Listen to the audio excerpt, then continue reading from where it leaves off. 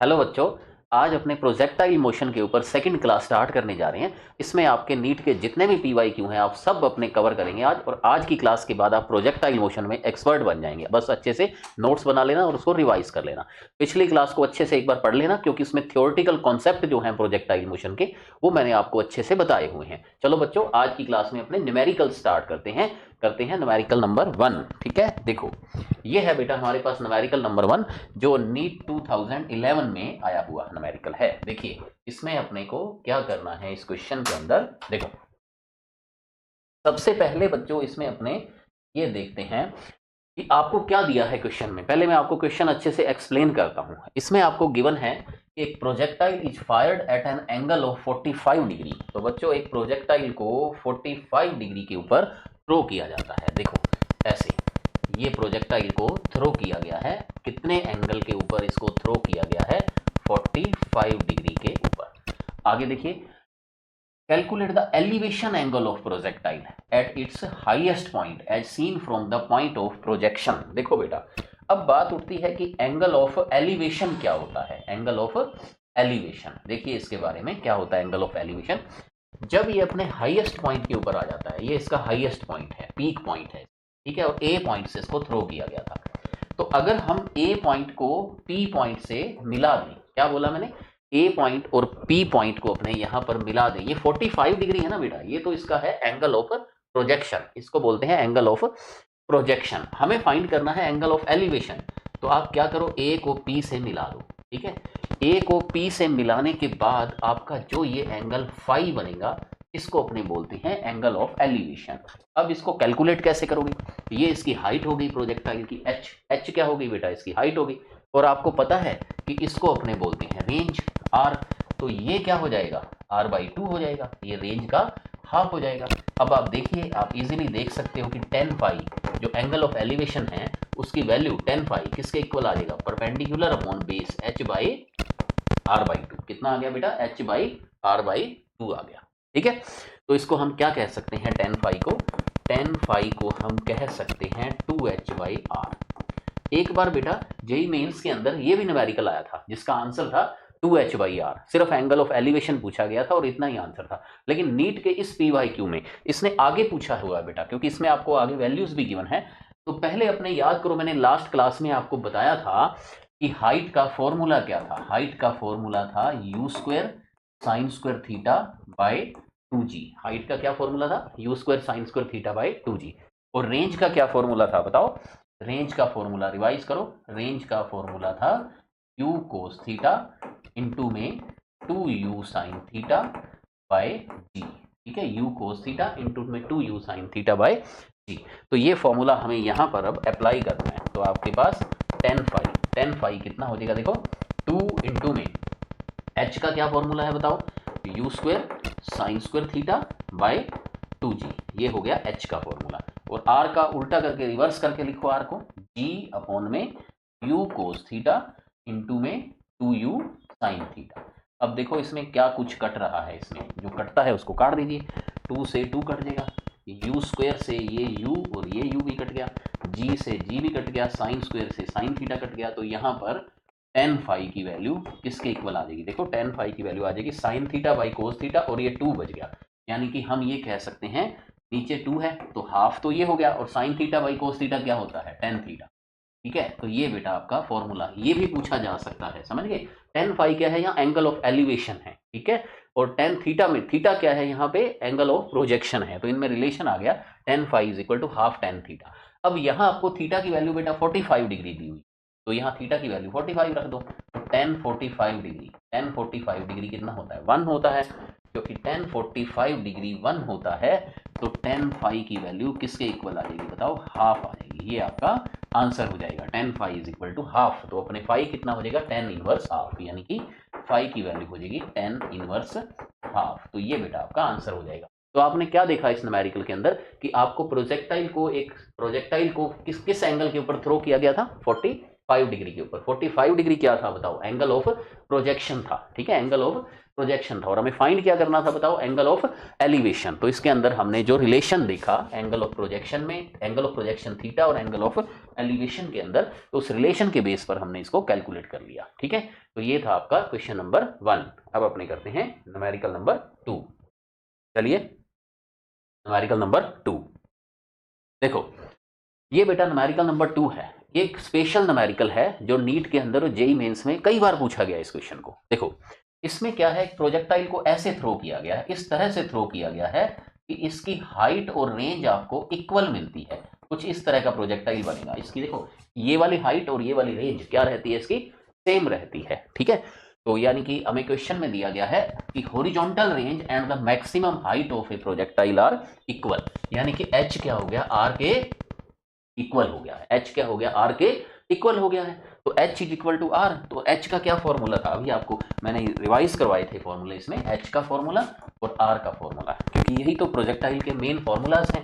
H का formula था you square sine square theta by 2g, और आर का क्या फॉर्मूला था, यू कोस थीटा इंटू में 2u sine theta, 2u sine theta by g।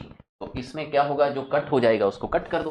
देखो इसमें क्या होगा, यू स्क्वायर से यू स्क्वायर कट गया, ठीक है, जी से जी भी कट गया, और साइन स्क्वायर से एक साइन थीटा यहाँ पे कट हो गया। तो sine theta by cos theta, इसको क्रॉस मल्टीप्लाई कर दो, sine theta by cos theta क्या बन जाएगा 4, यानी टेन थीटा इसके इक्वल बन जाएगा 4, और थीटा क्या हो जाएगा टेन इनवर्स 4। तो ये आपका आंसर आ जाएगा बी। ठीक है, तो बच्चों इसमें आपने क्या देखा, ये एक स्टैंडर्ड टाइप का क्वेश्चन है, इसका रिजल्ट आप याद भी रख सकते हो, tan theta is equal to 4 आता है इसमें। ठीक है, कब, जब एक प्रोजेक्टाइल के लिए हाइट और रेंज दोनों इक्वल होती हैं, तो उस केस में एंगल ऑफ प्रोजेक्शन की value tan theta is equal to 4 या theta is equal to tan inverse 4 हमें। चलो बच्चों न्यूमेरिकल नंबर 2 हो गया। अब अपने करते हैं न्यूमेरिकल नंबर 3। देखो न्यूमेरिकल नंबर 3 में अपने को क्या गिवन है कि missile is fired for maximum range, ठीक है, विद एन इनिशियल वेलोसिटी।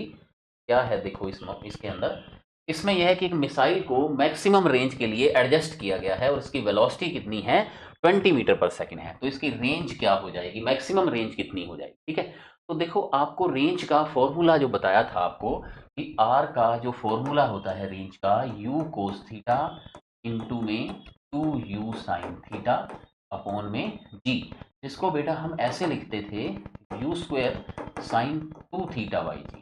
ठीक है, क्योंकि मैंने आपको जो थ्योरी वाली अपनी क्लास थी, लास्ट क्लास थी, उसमें आपको ये सिखाया था कि 2 साइन थीटा कोस थीटा, यानी कि 2 साइन थीटा कोस थीटा, इसका फॉर्मूला क्या होता है साइन 2 थीटा। तो इन तीनों की जगह पे हमने साइन 2 थीटा कर दिया था, तो हमारे पास रेंज आ गई थी। ठीक है, अब इसमें जो थीटा है यहाँ पर 45 डिग्री होगा। अगर बेटा थीटा 45 डिग्री होगा तो 2 इंटू 45 90 हो जाएगा, और साइन 90 मैक्सिमम होता है 1 होता है। तो जब ये साइन थीटा 1 हो जाएगा, theta is equal to 45 degree पर 2 थीटा कितना हो जाएगा 90 साइन 91, तो आर मैक्सिमम कितनी आ जाएगी, आर मैक्सिमम आपके पास आ जाएगी यू स्क्वायर बाय जी।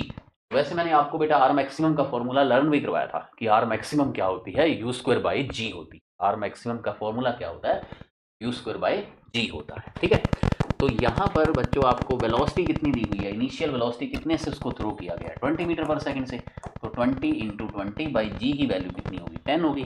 तो आर मैक्सिमम कितना हो जाएगा आपका यहाँ पे 40 मीटर। तो ये आपका आंसर हो जाएगा। ठीक है, मैक्सिमम के ऊपर। ठीक है, तो ये क्वेश्चन बड़ा इंपॉर्टेंट है, ऐसी बात नीट में पूछी जाती है कि मैक्सिमम रेंज का फॉर्मूला क्या होगा।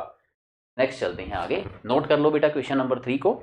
अब अपने चलते हैं क्वेश्चन नंबर 4 के अंदर। क्वेश्चन नंबर 4 में चलते हैं। देखिए ये है हमारे पास न्यूमेरिकल नंबर 4। देखो इसमें अब हमें क्या फाइंड करना है, कितना अच्छा क्वेश्चन है ये, नीट में आया हुआ। देखो इसमें एक प्रोजेक्टाइल की वेलोसिटी है इनिशियल पॉइंट ए के ऊपर, ये आपको गिवन है इनिशियल पॉइंट के ऊपर। तो देखो आपको थ्योरेटिकल कॉन्सेप्ट जो बताया था मैंने, वो ये बताया था आपको कि किसी भी प्रोजेक्टाइल के अंदर जो u वेलोसिटी होती है, इसके 2 कंपोनेंट होते हैं ux और uy, या u कोस थीटा और u साइन थीटा, जो कंपोनेंट होते हैं इनमें क्या होता है बेटा कि जो मैंने आपको क्या बताया था, बताओ आप, कि ये u आ जाता है यहाँ पर, तो इसका ux तो हमेशा कांस्टेंट रहता है और uy इनवर्स हो जाता है। यानी कि पहले जो uy अपवर्ड था, जब ये बॉडी a से वापस b पॉइंट के ऊपर वापस ग्राउंड को स्ट्राइक करती है, तो कौन से कंपोनेंट की डायरेक्शन रिवर्स हो जाती है, y कंपोनेंट। ठीक है, क्योंकि पहले बॉडी ऊपर जा रही थी, तो u भाई ऊपर की तरफ था, जब बॉडी नीचे आएगी तो u भाई किधर हो जाएगा, डाउनवर्ड हो जाएगा, है ना। और ux क्या रहता है, हमेशा कांस्टेंट रहता है, ठीक है। तो ux क्या होता है यहाँ पे 2i कैप है, ये बाद में भी कितना रहेगा 2i कैप ही रहेगा, यानी कि ये कांस्टेंट ही बना रहेगा, ठीक है। लेकिन जो आपका 3j कैप है, ये जो कंपोनेंट है u भाई, ये 3j कैप है, लेकिन यहाँ पे आने पे क्या होगा, रिवर्स हो जाएगा, यानी कि -3j कैप। तो ux और vx क्या रहेंगे, सेम रहेंगे, यानी vx जो रहेगा बाद में वेलोसिटी वो x डायरेक्शन में तो यही रहेगी, लेकिन y डायरेक्शन में जो बाद की वेलोसिटी है वो इनिशियल वेलोसिटी कितनी थी इसकी, 3j कैप थी, और ये कितनी हो जाएगी, -3j कैप हो जाएगी। तो इसलिए इसकी बाद में जो वेलोसिटी हो जाएगी v वेक्टर, फाइनल वेलोसिटी कहाँ पर, पॉइंट b के ऊपर, v वेक्टर, ये u वेक्टर थी इनिशियल वेलोसिटी, और जो फाइनल वेलोसिटी हो जाएगी वो कितनी हो जाएगी, vx वेक्टर, vx वेक्टर तो वही रहेगा 2i कैप, और v भाई वेक्टर क्या हो जाएगा, -3j कैप, ठीक है। नेक्स्ट टाइम आप बेटा डायरेक्ट आंसर दे सकते हो कि आपको 2i cap plus 3j cap दिया, इसमें 2i कैप तो 2i कैप ही रहेगा, और 3j कैप क्या हो जाएगा, नेगेटिव हो जाएगा, ठीक है। तो इस क्वेश्चन को आप इजीली नोट कर सकते हैं थ्योरेटिकल कंसेप्ट के बेस पे भी। ये था न्यूमेरिकल नंबर 4। अब चलते हैं न्यूमेरिकल नंबर 5 में। देखो ये है बेटा आपके पास न्यूमेरिकल नंबर 5। इसमें देखिए, इसमें क्या है कि particle of mass m is projected with velocity v making an angle of 45 degree with the horizontal. When particle lands on the level ground then the magnitude of the change in its momentum will be. देखो पहले मैं आपको question explain करता हूँ। देखो क्या है इस क्वेश्चन के अंदर, आपको बेटा इसमें ये दिया गया है कि एक प्रोजेक्टाइल को आप जब थ्रो करते हो, ठीक है, तो इसकी वेलोसिटी मान लो यहाँ पे v है या u है, जो भी आपको वेलोसिटी इसमें गिवन है v या u, इसके कंपोनेंट हो जाएंगे, ये vx कंपोनेंट हो जाएगा, ये v भाई कंपोनेंट हो जाएगा, ठीक है। और अभी मैंने आपको पिछले क्वेश्चन में बताया कि यहाँ पर जब ये बॉडी आएगी तो इसका क्या होगा, x कंपोनेंट तो कांस्टेंट रहेगा और y कंपोनेंट इसका रिवर्स हो जाएगा, ठीक है। अगर हम इसके वेलोसिटी के साथ अब मोमेंटम की बात करें तो मोमेंटम क्या होता है बच्चों, मोमेंटम होता है मास इंटू में वेलोसिटी। मोमेंटम क्या होता है, मास इंटू में वेलोसिटी होता है, ठीक है। तो अब x डायरेक्शन की बात करें अगर अपने px, x डायरेक्शन में तो क्या होगा, इनिशियल मोमेंटम भी क्या रहेगा mvx, और फाइनल मोमेंटम जो होगा x डायरेक्शन में, फाइनल मोमेंटम वो भी mvx, यानी कि ये क्या बना रहेगा, कांस्टेंट बना रहेगा। तो डेल्टा px कितना हो जाएगा, चेंज इन मोमेंटम 0 हो जाएगा, यानी x डायरेक्शन में वेलोसिटी कांस्टेंट रहती है, इसलिए उसका मोमेंटम भी कांस्टेंट रहता है, ठीक है। अब अपने आ जाएंगे किसके अंदर, y डायरेक्शन के अंदर, और y डायरेक्शन में आपको पता है कि रिवर्स हो जाता है मोमेंटम, ठीक है, रिवर्स हो जाता है। तो हम ऐसे बोलेंगे ना इसको कि p momentum initial y direction का क्या होगा बताओ, m इंटू में v भाई, और फाइनल मोमेंटम y डायरेक्शन का क्या हो जाएगा, -mv भाई, क्योंकि रिवर्स हो जाता है। तो इसमें चेंज होगा डेल्टा p मतलब change in momentum y direction में, क्या हो जाएगा बताओ, p final minus p initial. Change को बेटा कैसे निकालेंगे, फाइनल माइनस इनिशियल करके फाइंड करेंगे। तो अब फाइनल मोमेंटम कितना है, यहाँ पे फाइनल मोमेंटम है आपके पास -mv भाई, ठीक है, और इनिशियल कितना है mv भाई, माइनस इनिशियल कितना है mv भाई। तो चेंज कितना हो गया मोमेंटम के अंदर, ठीक है। एक्स डायरेक्शन में तो मोमेंटम बेटा कांस्टेंट रहा, तो एक्स डायरेक्शन में मोमेंटम कांस्टेंट रहा, तो उसका चेंज कितना हो गया, 0 हो गया। ये तो मैं यहाँ से अभी इरेज कर देता हूँ, ठीक है। अब अपने बात कर रहे हैं वाई डायरेक्शन में चेंज कितना हुआ। यहाँ पे बेटा एक चीज बड़ी इंपॉर्टेंट है कि जो चेंज आया इसमें डेल्टा पी भाई, ये आ गया -2mv भाई, ठीक है। चेंज में माइनस साइन इंडिकेट करता है डायरेक्शन को, क्योंकि मोमेंटम एक वेक्टर क्वांटिटी, इसमें माइनस आने का मतलब है कि मोमेंटम की डायरेक्शन रिवर्स हो गई है, हुई भी है बेटा। वाई कंपोनेंट की डायरेक्शन वेलोसिटी की रिवर्स हुई है, तो मोमेंटम की भी रिवर्स हुई ही है। अब अगर हम इसके मैग्नीट्यूड की बात करें कि डेल्टा पी वाई का मैग्नीट्यूड, तो मैग्नीट्यूड में आप डायरेक्शन को कंसीडर मत करो, डायरेक्ट बोलो कि मैग्नीट्यूड कितना हो जाएगा बताओ, 2mv वाई हो जाएगा। और v वाई की वैल्यू कितनी होती है, u sine theta. y component बेटा कितना होता है इसका बताओ, 2mu साइन थीटा, क्योंकि x कंपोनेंट जो होता है ये होता है u कोस थीटा, ठीक है। और y कंपोनेंट क्या होता है बताओ, v वाई, ये होता है u साइन थीटा होता है। y कंपोनेंट क्या होता है बेटा, u साइन थीटा होता है। तो 2mu साइन थीटा, और आपको यहाँ पर theta angle 2mu, theta angle कितना दिया है 45 डिग्री, और साइन 45 की वैल्यू लगा दो। साइन 45 कितना होता है बताओ, 1/√2, 1/√2, √2 से 2 कट जाएगा, तो आंसर क्या आ जाएगा, √2mu, यानी कि √2mu या √2, ये हो जाएगा मोमेंटम। लेकिन अगर एक्स डायरेक्शन में पूछता तो मोमेंटम क्या आता, आंसर 0 आता। और अगर यहाँ विद साइन पूछता, मान लो दो ऑप्शन होते √2mu और -√2mu, तो ज्यादा सही कौन सा आंसर होता बेटा, -2√mu, है ना। क्योंकि डायरेक्शन में माइनस भी होता है और मैग्नीट्यूड में डायरेक्शन को कंसीडर नहीं किया था, क्योंकि अब प्लस माइनस में आंसर नहीं थे, सभी आंसर प्लस में ही थे, तो हमें अंडरस्टूड हो गया कि इसने सिर्फ मैग्नीट्यूड में चेंज पूछा है। ठीक है, तो नोट कर लें क्वेश्चन नंबर 5 को। अब अपने चलते हैं न्यूमेरिकल नंबर 6 में। चलिए न्यूमेरिकल नंबर 6 करते हैं। देखो ये भी बेटा बहुत अच्छा क्वेश्चन है, न्यूमेरिकल नंबर 6। ये नीट का कितना अच्छा PYQ है। देखो एक पार्टिकल है, उसको ड्रॉप किया गया है इसी हाइट से, और दूसरे पार्टिकल को प्रोजेक्ट किया गया हॉरिजॉन्टल डायरेक्शन में 5 मीटर पर सेकंड की स्पीड से सेम हाइट से। ठीक है, तो आप पहले मैं आपको क्वेश्चन समझाता हूँ, फिर एक स्टेटमेंट आप याद भी रखना, उसको हम यहाँ प्रूव भी करेंगे। कौन सी बात? देखो यहाँ पे बेटा बात ये चल रही है कि एक जो पत्थर है या एक कोई भी बॉडी है या पार्टिकल है, उसको यहाँ से ड्रॉप किया जाता है। ड्रॉप करने का क्या मतलब हुआ कि उसकी इनिशियल वेलोसिटी कितनी है? 0 है, उसको हम छोड़ देते हैं इसी हाइट से। तो जब ये नीचे आता है तो आप ये बताओ कि अगर h हाइट से ये नीचे आता है तो इसकी वेलोसिटी कितनी हो? पहले हम इसकी बात करो तो वेलोसिटी होती है v² is equal to u² plus 2gh, और इसका u तो बेटा 0 ही है, तो वेलोसिटी कितनी हो जाएगी बताओ? अंडर रूट में 2gh, ये हो जाएगी इसकी वेलोसिटी, हो जाएगी नीचे। ठीक है, और ये पूरी वेलोसिटी वाई डायरेक्शन में है, क्योंकि एक्स डायरेक्शन में तो काम ही नहीं है उसका छोड़ा, तो ग्रेविटी उसको नीचे लेके आएगी। ये कौन सी डायरेक्शन होगी? बोर्ड के ऊपर ये वाई डायरेक्शन हो गई। ठीक है, अब रहा सर नीचे आने में टाइम कितना लगेगा, टाइमिंग की बात करो। ठीक है, नीचे आने में जिसको टाइम लगेगा, टाइम के लिए क्या करेंगे? h is equal to u t plus half ji t square. तो यहाँ पे बेटा u तो 0 ही है, तो h की वैल्यू क्या आ जाएगी? हाफ जी टी स्क्वेयर आ जाएगी। h की वैल्यू क्या आ जाएगी? हाफ जी टी स्क्वेयर। तो यहाँ से टी स्क्वेयर आ जाएगा 2h बाई जी, या t की वैल्यू आपके पास कितनी आ जाएगी? यहाँ से t की वैल्यू आ जाएगी अंडर रूट 2h बाई जी। अब हम आपको ये बताना चाहते हैं यहाँ पे, ये तो आप फाइंड कर लोगे, ये तो अपने पिछले लेसन जो था 1 डायमेंशनल मोशन, उसमें भी आपको मैंने सिखाया था। ठीक है, अब आपको जो स्टेटमेंट याद रखनी है, देखो यहीं से सेम हाइट से दूसरा जो बॉडी है, दूसरा पार्टिकल है, उसको हॉरिजॉन्टल थ्रो करते हैं एक्स डायरेक्शन में, कितनी स्पीड से? 5 मीटर पर सेकंड से। तो जब ये बेटा नीचे आएंगे ना, ठीक है, नीचे आएंगे जब भी, तो इनको टाइमिंग सेम ही लगेगा, दोनों सेम टाइम में नीचे आएंगे, लेकिन उनकी वेलोसिटी अलग अलग होगी। क्यों? क्योंकि इसमें एक्स डायरेक्शन वाली वेलोसिटी इसमें बनी रहेगी। कैसे? देखो क्योंकि ये प्रोजेक्टाइल हो गया एक तरह से। ठीक है, इसमें एक्स डायरेक्शन में भी है वेलोसिटी और धीरे धीरे नीचे आ रहा है, तो वाई डायरेक्शन में भी है, लेकिन वाई डायरेक्शन में इसकी इनिशियल वेलोसिटी क्या है? 0 है। वाई डायरेक्शन में इनिशियल वेलोसिटी इसकी 0 है।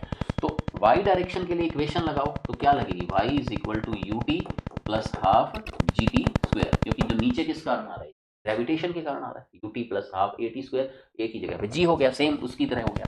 और वाई डायरेक्शन में क्योंकि हाइट तो एच ही है, दोनों की सेम है एच, और वाई डायरेक्शन की इनिशियल वेलोसिटी इसकी भी 0 ही है, तो एच क्या आ जाएगा बताओ? हाफ जी टी स्क्वेयर। तो टी कितना आ जाएगा? 2h by g root. तो टाइम इसको भी नीचे आने में उतना ही लगेगा। डिफरेंस ये है कि वो बिल्कुल स्ट्रेट नीचे आएगा और ये थोड़ा आगे आएगा, क्योंकि इसमें एक्स डायरेक्शन की मोशन भी साथ में इंक्लूड है इस कारण से। ठीक है, क्यों? अगर हम उसकी बात करें यहाँ पे वेलोसिटी की, तो वेलोसिटी के लिए भी देखो आप, वेलोसिटी के लिए यहाँ पे क्या इक्वेशन लगाएंगे? वेलोसिटी के लिए हम क्या करेंगे? यहाँ पे सेम इक्वेशन लगेगी, बस वाई डायरेक्शन में v y v square is equal to u square plus 2gh। इसमें भी तो यू वाई 0 ही है, तो वी स्क्वायर कितना हो जाएगा इसका? 2gh ही हो जाएगा, क्योंकि यहाँ पर भी वाई कंपोनेंट की वेलोसिटी इसकी भी 0 है। ठीक है, तो इसकी वेलोसिटी वी वाई कंपोनेंट क्या आ जाएगा? Under root 2gh। डिफरेंस ही है, इसमें ओनली वाई कंपोनेंट ही था, ये सिर्फ एक ही कंपोनेंट है वाई, लेकिन इसमें एक्स कंपोनेंट भी है, जो क्या रहता है पूरे प्रोजेक्टाइल में? कांस्टेंट बना रहता है। तो इसमें क्या होगा? वेलोसिटी के अंदर एक्स कंपोनेंट भी है, एक्स कंपोनेंट जो कितना है इसका? 5 है, 5 मीटर पर सेकंड है। तो इसकी जो नेट वेलोसिटी हो जाएगी वो तो दोनों होगी ना वेलोसिटी इसमें, v x square plus v y square का रूट, क्योंकि इसमें दोनों वेलोसिटी हो गई है, एक्स में भी हो गई है और वाई में भी हो गई है। ठीक है, तो v x square v y square का रूट, ये इसकी वेलोसिटी रहेगी नीचे आने पर। ठीक है, क्योंकि जब ये प्रोजेक्टाइल ऐसे नीचे आएगा तो इसकी वेलोसिटी के दोनों कंपोनेंट रहेंगे, वी एक्स भी रहेगा और नीचे की ओर वी वाई भी रहेगा, जैसा कि आपको अभी यहाँ पे सिखाया था, ये सेम है ना। तो इसलिए इसकी जो नेट वेलोसिटी होगी वो अलग होगी, लेकिन अगर वाई कंपोनेंट की बात पूछे तो दोनों में सेम होगा। सारे क्वेश्चन आपको आने चाहिए। नीचे आने में टाइम किसको ज्यादा लगेगा? दोनों को सेम लगेगा। वेलोसिटी किसकी ज्यादा होगी? इसकी ज्यादा होगी, क्योंकि इसके पास एक्स कंपोनेंट भी है। वाई डायरेक्शन में किसकी वेलोसिटी ज्यादा होगी? नहीं, दोनों की सेम रहेगी। ठीक है, किसी की ज्यादा कम नहीं होगी। ठीक है, ये बहुत इंपॉर्टेंट कंसेप्ट था न्यूमेरिकल नंबर 6, नोट कर लीजिए इसको। अब अपने चलते हैं न्यूमेरिकल नंबर 7 के अंदर। चलिए देखो, ये है बच्चों न्यूमेरिकल नंबर 7 आ गया। इसमें देखो क्या है, टू प्रोजेक्टाइल हैं सेम मास के सेम वेलोसिटी के, और एक को 60 डिग्री पर और एक को 30 डिग्री पर विद हॉरिजॉन्टल थ्रो किया गया, तो उनमें क्या सेम रहेगा? बेटा उनमें रेंज सेम रहेगी। ये भी एक बहुत अच्छा स्टैंडर्ड का क्वेश्चन है। इसके बारे में मैं आपको अच्छे से पहले इसके कंसेप्ट क्लियर करता हूँ। देखो कैसे, क्योंकि इसमें ऑप्शन आएंगे time of flight, range of flight, maximum height, all of them. तो इन क्वेश्चन को अपने वन बाई वन सभी ऑप्शंस को अपने कंसीडर करते हैं। पहले टाइम ऑफ फ्लाइट। देखो टाइम क्या होता है बताओ यहाँ पे, 2u sin theta by g. Time क्या होता है बच्चों बताओ, 2u sin थीटा बाई जी होता है। तो फ्लाइट टाइम जो होगा वो प्रोपोर्शनल किसके रहेगा बताओ, u sin थीटा के। फ्लाइट टाइम किसके प्रोपोर्शनल रहेगा, u sin थीटा। ठीक है, तो अब इसमें क्या, एक का थीटा तो 60 है, एक का 30 है, तो दोनों का साइन थीटा अलग अलग होगा। तो फ्लाइट टाइम तो प्रोपोर्शनल है बेटा u sin थीटा के। u को तो छोड़ दो चलो यहाँ पे, क्योंकि वेलोसिटी इसने सेम रखी है, सेम वेलोसिटी, तो u को यहाँ से इरेज कर दो।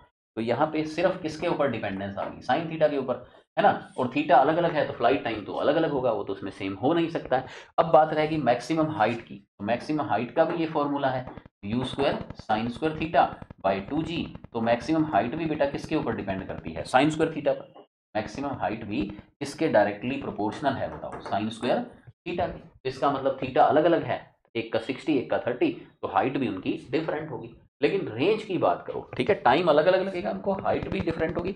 लेकिन अगर बात करें रेंज की, तो रेंज का फॉर्मूला जो होता है वो ऐसे होता है, u cos थीटा इंटू में 2u sin थीटा बाई जी। सभी बच्चों को फॉर्मूले तो याद हो ही गए ना, अभी बार बार अपने रिवाइज इसीलिए करते हैं, फॉर्मूले सभी बच्चों को बिल्कुल टिप्स के ऊपर है। ठीक है, तो u cos theta into 2u sin theta by, ठीक है। अब इसमें आप ये देखो कि रेंज किसके प्रोपोर्शनल है, range proportional to sine theta cos theta, sine theta into cos theta, दोनों के ही ये प्रोपोर्शनल आ रही है। इसका मतलब r1 बाई r2 क्या हो जाएगा बताओ, sine theta 1 cos theta 1 divide by sine theta 2 cos theta 2। ठीक है, अब देखो इसमें थीटा 1 कितना है आपके पास 60 डिग्री, और थीटा 2 कितना है 30 डिग्री। पहले वाला कितना है बेटा 60, और बाद वाला कितना है इसमें 30 डिग्री। तो r1 by r2 is equal to sine 30 degree cos 30 degree divide by sine 60 degree cos 60 degree. अब आप जरा ध्यान से देखो इस बात को, क्या कि साइन 30 होता है हाफ और कोस 30 होता है √3/2। ठीक है, साइन 30 होता है हाफ और कोस 30 होता है √3/2, और साइन 60 होता है √3/2, तो कोस 60 कितना होता है, हाफ होता है। तो ऊपर भी हाफ और √3/2 आएंगे और नीचे भी √3/2 और हाफ आएंगे, तो इसका मतलब ये तो कट जाएंगे, और कट जाएंगे तो आंसर क्या आ जाएगा इसका 1 आ जाएगा। इसका मतलब दोनों की रेंज क्या रहेगी, सेम रहेगी। अब मैं आपको जो बात बता रहा हूँ उस बच्चों को याद रखनी है हमेशा। कौन सी बात हमेशा याद रखनी है, देखो मैं इसको यहाँ से इस बात को इरेज कर देता हूँ। आप समझ गए बेटा कि फ्लाइट टाइम और हाइट जो है वो साइन थीटा के ऊपर डिपेंड करती है, और थीटा अलग अलग है तो साइन थीटा अलग अलग होगा, तो ये दोनों तो सेम नहीं हो सकते हैं। ठीक है, ऐसे पूछा था कि क्या चीज इनमें सेम रहेगी। ठीक है, तो कौन सी चीज बेटा सेम रहेगी, रेंज सेम रहेगी। अब हमने जो बात यहाँ पे रिजल्ट याद रखना है देखो, ताकि हम डायरेक्ट आंसर दे पाए, के ऊपर बार बार क्वेश्चन पूछा जाता है। वो रिजल्ट ये है कि एक एंगल था 60 डिग्री और एक एंगल था 30 डिग्री। ठीक है, इसको आप ऐसे याद करो, ये एंगल था थीटा और ये था 90 माइनस। मान लो ये थीटा है 60, तो 90 माइनस 60 30 बनेगा ना। तो थीटा और 90 माइनस थीटा, इनके ऊपर रेंज क्या रहती है, सेम रहती है। तो दो ऐसे एंगल होते हैं बेटा प्रोजेक्टाइल में, यानी हम किसी बॉडी को 30 पे थ्रो करें चाहे हम किसी को 60 पे थ्रो करें, तो हाइट तो क्या होगा, जिसका थीटा ज्यादा होगा क्योंकि H proportional to sine theta है। हाइट अलग अलग होगी, टाइम और फ्लाइट अलग अलग होगा, लेकिन रेंज सेम रहेगी, थीटा और 90 माइनस थीटा से, याद रखो। लेकिन इसको कई बार ऐसे भी बोल देते हैं, जैसे 30 और 60 है ना, तो 60 को बोलेंगे 45 प्लस थीटा। ठीक है, और इसको बोलेंगे 45 माइनस थीटा। ठीक है, समझे बात इस चीज को। तो एक 45 माइनस थीटा हो गया, इसको 30 को क्या बोलेंगे 45 माइनस थीटा। यानी कि देखो मतलब इसमें क्या हुआ कि जो रेंज है 30 और 60, इनको अपने बोलेंगे ऐसे कि 45 प्लस थीटा या 45 माइनस थीटा, इनके ऊपर भी रेंज क्या रहती है, सेम रहती है। ये बात आई बेटा आपके समझ में कि बोलने का तरीका अलग अलग है। अभी देखो ये क्या हो गया 45 माइनस थीटा मतलब कि 30 डिग्री, और 45 प्लस थीटा मतलब कि 60 डिग्री, इनके ऊपर भी रेंज क्या रहती है, सेम रहती है। ठीक है, तो इसको चाहे 90 के रेफरेंस में बोल लो, चाहे इसको 45 प्लस थीटा के रेफरेंस में बोल लो, बात एक ही रहती है। ठीक है, तो इन एंगल के ऊपर रेंज क्या रहती है, हमेशा सेम रहती है। तो आप ये ध्यान में रखें। अब इसी पर, इसके ऊपर ही, इसी कंसेप्ट के ऊपर नेक्स्ट क्वेश्चन देखो कि for angle of projection of a projectile eight angle 45 minus theta and 45 plus theta, इनमें रेंज बेटा क्या रहेगी, इनमें सेम रहेगी, 1:1 रहेगी। ठीक है, जैसे आप देखो कि थीटा की कोई जो वैल्यू है वो मानो आप, है ना, मान लो थीटा की वैल्यू यहाँ पे क्या है 15 डिग्री है। ठीक है, तो 45 माइनस थीटा कितना हो जाएगा 30 डिग्री, और 45 प्लस थीटा कितना हो जाएगा 45 प्लस 15 यानी कितना हो जाएगा 60 डिग्री, है ना। क्लियर, तो इसका मतलब क्या हुआ कि ये थीटा मान लो 15 डिग्री है, तो इसका मतलब क्या हुआ 45 माइनस थीटा यानी कि कितना हो जाएगा 30 डिग्री, और 45 प्लस थीटा यानी कि कितना हो जाएगा 60 डिग्री। इनके ऊपर रेंज क्या रहती है, सेम रहती है। ठीक है, तो बात को समझो कि ये 30-60 जो एंगल है ना, आपसे बड़े वाले एंगल नहीं पूछेगा, 120 180 ऐसे एंगल नहीं कभी पूछेंगे। ठीक है ना, एंगल हमेशा इसमें 90 से कम वाला रहेगा। तो आपको 30 और 60 की बात आपको याद रखनी है, उसको रेफरेंस बना के इस बात को याद में रखना है कि उसमें रेंज क्या रहती है, सेम रहती है।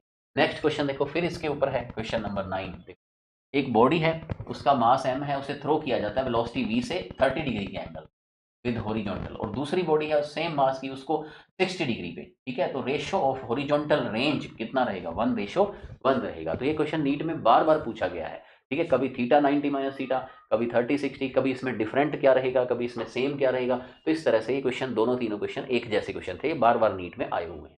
तो क्वेश्चन नंबर 9 को आप नोट कर लो कि इसमें भी रेंज क्या रहती है, सेम रहती है। अब अपने चलेंगे न्यूमेरिकल नंबर 10 के अंदर, जो हमारा एक बहुत अच्छा न्यूमेरिकल है। देखिए न्यूमेरिकल नंबर 10, ये बेटा बहुत इंपॉर्टेंट न्यूमेरिकल आ गया। ठीक है, देखो इसके अंदर क्या है कि क्वेश्चन को समझो पहले। 2 पार्टिकल हैं ए और बी, इनको प्रोजेक्ट किया गया है ग्राउंड से एक साथ साइमल्टेनियसली, और डायरेक्शन इसकी शो की गई है। यहाँ पे एक को तो थीटा एंगल पे थ्रो किया गया है 20 की स्पीड से, और एक को वर्टिकल थ्रो किया गया है 10 मीटर की स्पीड से, और वो 0.5 सेकंड बाद कोलाइड होते हैं, टकराते हैं। तो find out the angle theta और डिस्टेंस एक्स, थीटा बताओ और डिस्टेंस एक्स बताओ। तो 1 बाई 1 दोनों को देखिए। पहले मैं आपको ये बात बताता हूँ इस न्यूमेरिकल के ऊपर, क्या कि वो टकराएंगे कैसे। आप बताओ बेटा, आपने एक पत्थर को तो ऐसे फेंक दिया है ना, और एक पत्थर यहाँ से आया और ये ऐसे प्रोजेक्टाइल में होता गया, यहाँ से दोनों की कोलिजन हो गई, यहाँ पे आके दोनों टकरा लिए। तो जब ये टकराएंगे, इनमें टाइम तो सेम होगा ही, कि एक ही टाइम पे इनको साइमल्टेनियसली फेंका गया। जब टकराएंगे तो उसको मान लो 10 सेकंड बाद टकराए, तो दोनों 10-10 सेकंड ही चले होंगे तब, है ना। तो टाइम सेम तो रहेगा, लेकिन इसमें और कौन सी चीज, वाई डायरेक्शन में हो। जितनी हाइट इसकी होगी ग्राउंड से, उतनी ही हाइट इसकी भी होगी, क्योंकि जिस पॉइंट पर कोलिजन हो रही है, मान लो सी पॉइंट के ऊपर कोलिजन पॉइंट है इसकी, उसके ऊपर दोनों दोनों सेम हाइट पर होंगे ग्राउंड से। ये बात है, जब भी टक्कर होती है तो दोनों की हाइट क्या रहेगी, ग्राउंड से सेम रहेगी। तो आप ऐसे करो, पहले फर्स्ट जो पार्टिकल है जिसका एंगल कितना है बच्चों, यहाँ पे थीटा है, थीटा ही तो हमें फाइंड करना है, लेकिन इसकी स्पीड कितनी है 20 मीटर पर सेकंड है। इसके लिए आप देखो कि इसकी वाई डायरेक्शन में डिस्टेंस कितनी होगी। तो वाई डायरेक्शन में वैसे फॉर्मूला क्या होगा, ut minus half gt square, ये होता है एक जनरल फॉर्मूला वाई डायरेक्शन का। ठीक है, माइनस क्यों लिया, क्योंकि बॉडी को हमने ऊपर थ्रो किया है, ऊपर थ्रो किया तो स्पीड कम होती है, तो साइन माइनस आएगा, क्योंकि बॉडी ऊपर जा रही है, ग्रेविटेशन नीचे लग रहा है, तो वेलोसिटी को अपोज करता है, तो साइन माइनस आता है, आपको पता ही है। लेकिन इसमें जो वाई डायरेक्शन की इसकी जो वेलोसिटी है u वाई, वो बेटा है u साइन थीटा, क्योंकि इसको आपने मान लो u वेलोसिटी से थ्रो किया प्रोजेक्टाइल को, तो इसकी हॉरिजॉन्टल होती है u कोस थीटा, और वर्टिकल क्या होती है इसकी u साइन थीटा होती है। ओके, तो वाई डायरेक्शन की जो वेलोसिटी हो जाएगी u साइन थीटा इंटू में t माइनस हाफ जी टी स्क्वायर, और ये बॉडी 1 के लिए। ठीक है, तो हम यहाँ पे इसको y1 और u1 नाम इसको दे देते हैं। ठीक है, g सेम है, टाइम सेम है। अब सेकंड बॉडी के लिए देखो, सेकंड बॉडी को भी ऊपर थ्रो किया गया है, तो इसके लिए ऊपर की ओर इसे कितनी वेलोसिटी से 10 मीटर से, तो इसके लिए भी y का फॉर्मूला तो यही है ut माइनस हाफ जी टी स्क्वायर। ठीक है, अब इसके लिए y जो हो जाएगी y2 सेकंड बॉडी के लिए, ठीक है, u2 t माइनस हाफ जी टी स्क्वायर, इसको भी ऊपर थ्रो किया है, लेकिन इसमें जो कंपोनेंट है वो वर्टिकल ही है, 10 मीटर पर सेकंड वर्टिकल है। ठीक है, इसमें क्या था कि जो कंपोनेंट था वर्टिकल वो u साइन थीटा था, इसमें u ही है। ठीक है, इसमें u साइन थीटा है, और इसमें जिस वेलोसिटी से इसको थ्रो किया गया u वेलोसिटी से, कितनी वेलोसिटी से 10 मीटर पर सेकंड। ठीक है, इसमें जिस वेलोसिटी से थ्रो किया ना, उसके कंपोनेंट है ऊपर की ओर u भाई है, और उसका पूरा u है, तो बस ये डिफरेंस है, यहाँ u भाई था u साइन थीटा, और यहाँ सिर्फ u है। अब आपको पता है कि दोनों के y सेम है, जब इन्होंने कोलिजन की है तो कोलिजन टाइम पे y1 और y2 क्या हो जाएंगे, सेम हो जाएंगे। अंडरस्टूड बात है कि जब वो टकराएंगे तो जमीन से दोनों आए हैं तो एक ही हाइट पे होंगे, पहले वाले की भी उतनी हाइट होगी, दूसरे की भी हाइट, तभी तो वो टकराए हैं ना, तभी तो उनमें कोलिजन हुई है। ठीक है, तो अब बस इस इक्वेशन को सोल्व कर लो बच्चों। तो u1 आपके पास कितना है 20 मीटर, y1 y2 की इक्वेशन साथ साथ सोल्व करो। u1 कितना है 20, साइन थीटा हमें फाइंड करना है। ठीक है, इनटू में टी, ठीक है, और minus half ji T square equal to, अब यहाँ पे y2 को लिखो, सेकेंड इक्वेशन y2 की, y2 कितना है देखो u2 कितना है 10 टी माइनस हाफ जी टी स्क्वायर, हाफ जी टी स्क्वायर से हाफ जी टी स्क्वायर कट जाएगा, ठीक है, और इसके बाद क्या होगा टी से टी भी कट जाएगा, तो ये साइन थीटा किसके इक्वल आ जाएगा 10/20 आ जाएगा, 10/20 आ गया तो थीटा कितना हो गया 30 डिग्री, ठीक है, तो साइन थीटा आ गया, यानी कि एक आंसर तो आ गया कि 30 डिग्री होगा। अब पूछता है कि डिस्टेंस x कितनी होगी, x बेटा क्या होती है ux इंटू में t होती है, और ux कितना होगा इसका u कोस थीटा होगा, जो x डायरेक्शन चलेगा ux कितना है u कोस थीटा, तो u कोस को थीटा 30 डिग्री आ गया इंटू में t, आपके पास सभी वैल्यू हैं ही सही बेटा, कौन कौन सी वैल्यू हैं बताओ, u की वैल्यू कितनी है 20, cos 30 कितना होता है √3/2, और टाइम कितने के बाद कोलिजन हुई है 0.5 सेकंड के बाद, वो आपको गिवन है, ठीक है, तो कितना आ जाएगा बताओ आंसर कट के 5√3 आ जाएगा, ये आंसर आ जाएगा 5√3 मीटर, ये आपके पास x की वैल्यू आ जाएगी, समझ गए ना, 2 से ये आ जाएगा बेटा 10 आ जाएगा, है ना, 0.5 है, 10 इंटू 0.5 कितना होता है 5√3 मीटर, 5 इंटू √3 मीटर, ये आपका आंसर हो जाएगा, ठीक है, किसका x डायरेक्शन।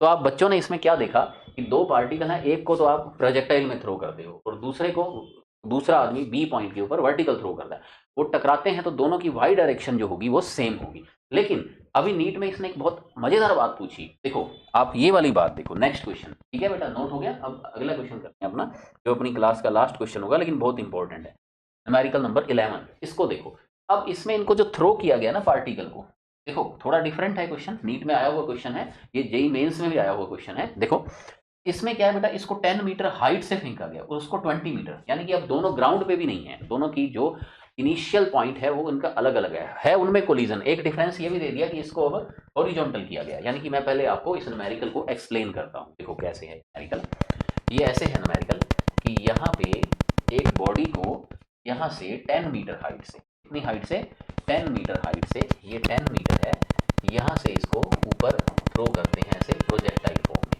और ये 10 मीटर है और ऊपर से बॉडी आती है, ऊपर से मतलब 20 मीटर से उसको हॉरिजॉन्टल करते उसको हॉरिजॉन्टल है, लेकिन वो भी प्रोजेक्टाइल में आती है, ऐसे आती है नीचे, और यहाँ पे आके दोनों टकराती हैं। अब आप ये देखो, सोच के बताओ कि जब वो टकराई हैं तो इसने कितनी हाइट कवर की है, इसने हाइट कितनी चली है y1, और वो ऊपर से नीचे आया है जो वहाँ पे, इसने कितनी चली है y2, और यहाँ पे इनकी कोलिजन हो गई है, ठीक है, यानी नीचे वाला ऊपर गया है y1 और ऊपर वाला नीचे आया है, ठीक है, तो इनकी y1 y2 के बारे में तो हम नहीं कह सकते, लेकिन इनकी जो मैंने आपको जो बात बताई थी कि इनकी ग्राउंड से जो हाइट है वो सेम होगी, तो जो कोलिजन पॉइंट है C, क्योंकि वो एक ही पॉइंट के ऊपर कोलाइड हुए हैं, तो उनकी ये हाइट जो होगी ये क्या होगी कैपिटल H होगी, तो हमें अब तीनों में रिलेशन बनाना है, इससे हमारा आंसर आ जाएगा। पहले आप y1 देखो, क्योंकि इस पत्थर को ऊपर फेंका गया तो ऊपर की ओर कौन सा कंपोनेंट काम करता है u भाई, क्योंकि थीटा एंगल पे थ्रो किया ना इसको 45 के ऊपर, तो ऊपर की ओर कौन सा कंपोनेंट होगा u sin थीटा। तो फर्स्ट पार्टिकल के लिए पहले फर्स्ट पार्टिकल की बात करते हैं, y is equal to ut होता है, u कितना है u sin थीटा इंटू में t माइनस हाफ जी टी स्क्वायर, तो ये इक्वेशन तो ऑलमोस्ट उसी की तरह की होगी जैसे हमने y1 के लिए ली थी पहले, क्योंकि ये प्रोजेक्टाइल में फेंका गया।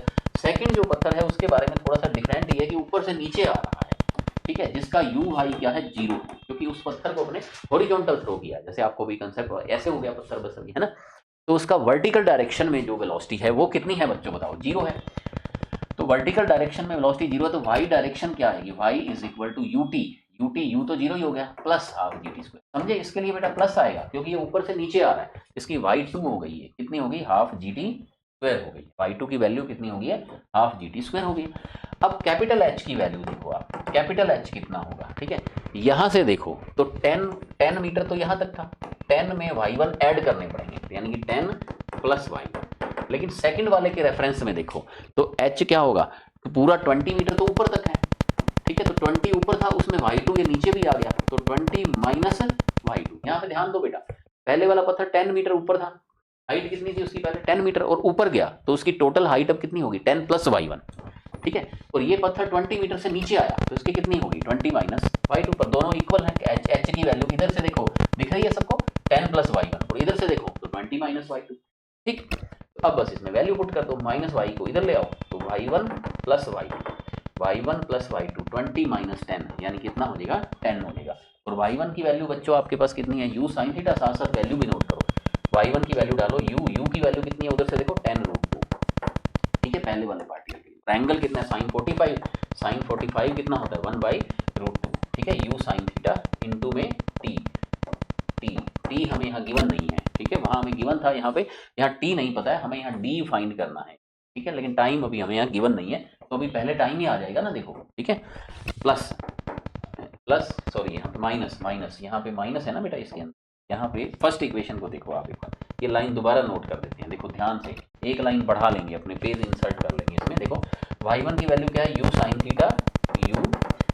थीटा इनटू में t माइनस हाफ GT², ये y1 हो गया, प्लस y2 की वैल्यू कितनी है, हाफ GT², ठीक है, is equal to 10, y1 plus y2 10 है, ठीक है, माइनस और प्लस ये तो कट जाएंगे, कैंसिल हो जाएंगे, u sin थीटा, अब u की इसमें वैल्यू डाल दो आप, तो u की वैल्यू इसमें कितनी डलेगी बताओ, tan√2, u की वैल्यू कितनी होगी tan√2, ठीक है, sin थीटा sin 45 है, sin 45 बच्चों कितना होता है बताओ 1/√2 इनटू में टाइम हमें फाइंड करना है, ठीक है, और हाफ GT² कट सकते हैं, इज इक्वल टू 10 हो गया, √2 से कट गया तो t कितना आ गया 1 सेकंड, यानी कि इसमें कोलिजन कितने टाइम के बाद होगी, 1 सेकंड के बाद होगी, ठीक है, ये भी पूछ सकता था, पर उसने डिस्टेंस d पूछी है। अब देखो, अब कोलिजन कहाँ पे हुई है, इसके अंदर कोलिजन हुई है इस पॉइंट के ऊपर, तो ये फर्स्ट वाला पार्टिकल x1 चला है और सेकंड वाला पार्टिकल यहाँ पे x2 चला है, तो x1 की वैल्यू अपने पास कितनी हो जाएगी, x1 की वैल्यू, क्योंकि इस तरफ कौन सा कंपोनेंट होगा, ux होगा, तो x1 क्या हो जाएगी फर्स्ट पार्टिकल के लिए ux इंटू टी, यानी कि x1 कितनी हो जाएगी उसके लिए ux इंटू में t हो जाएगी, ठीक है, और ux होगा बेटा u cos थीटा इंटू में t, इसमें u कितना है tan√, cos theta cos 45 1/√2 time 1 second ही है, x1 कितनी हो जाएगी 10 हो जाएगी, ये तो आ गई x1 की वैल्यू, x1 कितनी होगी 10 मीटर, ये अब x2 ये इधर आ रहा है, इधर की ओर इसकी वेलोसिटी कितनी है 10 मीटर पर सेकंड, तो x2 क्या हो जाएगी ux इंटू में t, ux इसकी 10 है, 10 मीटर कांस्टेंट रहती है हॉरिजॉन्टल, t 1 सेकंड ही है, तो x2 भी कितनी आ जाएगी 10, यानी कि ये पत्थर की कोलिजन पॉइंट के लिए ये भी 10 चलेगा और ये इधर से 10 चलेगा, तो टोटल d डिस्टेंस कितनी हो जाएगी 10 + 10 यानी कि 20 हो जाएगी।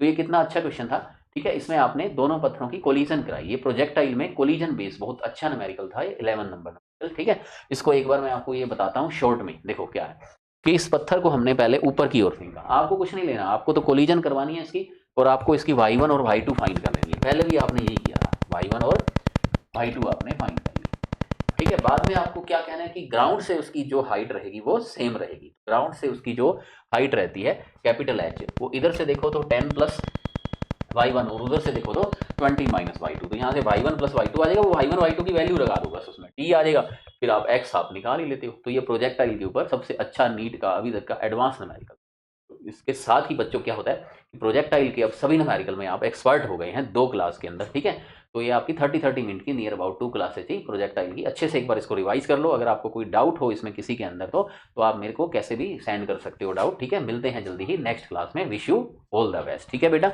जल्दी नोट कर लेना, नेक्स्ट अपने जो क्लास शुरू करेंगे वो अपने नया चैप्टर जो होगा न्यूटन्स लॉ ऑफ मोशन, उसके ऊपर अपने क्लास शुरू करेंगे, ओके बेटा, wish you all the best.